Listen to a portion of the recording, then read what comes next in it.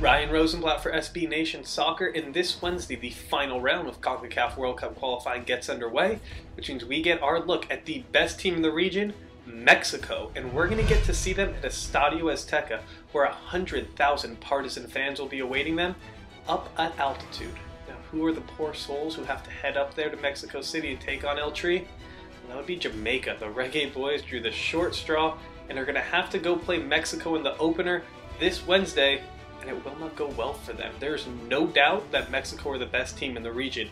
In the semi-final round, they outscored their opponents 15-2. They won the 2011 Gold Cup, and they're the highest ranked team according to the FIFA rankings in CONCACAF. And you want to know the scary part? Mexico might be getting better.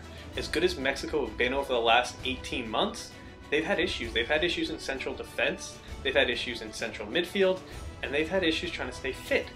But it looks like some of those are starting to get better. They may be figuring some things out. Chepo has started leaving home some of his older, more problematic defenders, and that means they have a young, very talented, very good back line now.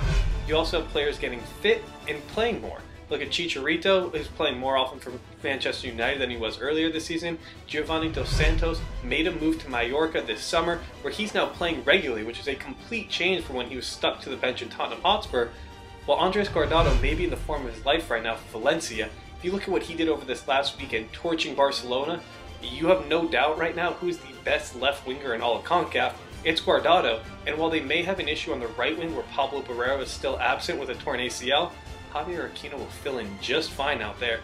Best of all, Mexico may have figured out their problematic central midfield.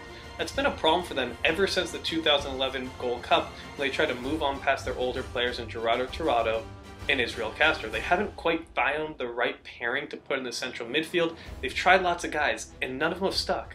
But last week in their friendly against Denmark, they may have found their pairing in Carlos Salcido and Hector Herrera. Salcido was very good in the middle, kind of commanding things, being disciplined, and being the hard man. He's a tough player in there who doesn't have an issue putting a tackle in, while Herrera has great skill and, most importantly, great range. His ability to cover ground and pop up in different places all over the field is invaluable, and the two of them complement each other very well. It looks like they're probably going to get the start against Jamaica, and that could be the start of a partnership that doesn't just carry Mexico through CONCACAF World Cup qualifying, but carries them into the World Cup in 2014.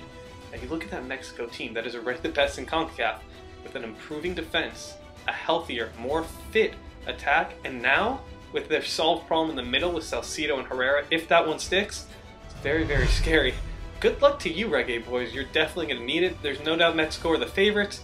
They might be getting better. That's scary for not just Jamaica, but all of CONCACAF. Follow along with their match, their development over at FMF State of Mind, while you get everything from the world of soccer over at SB Nation Soccer.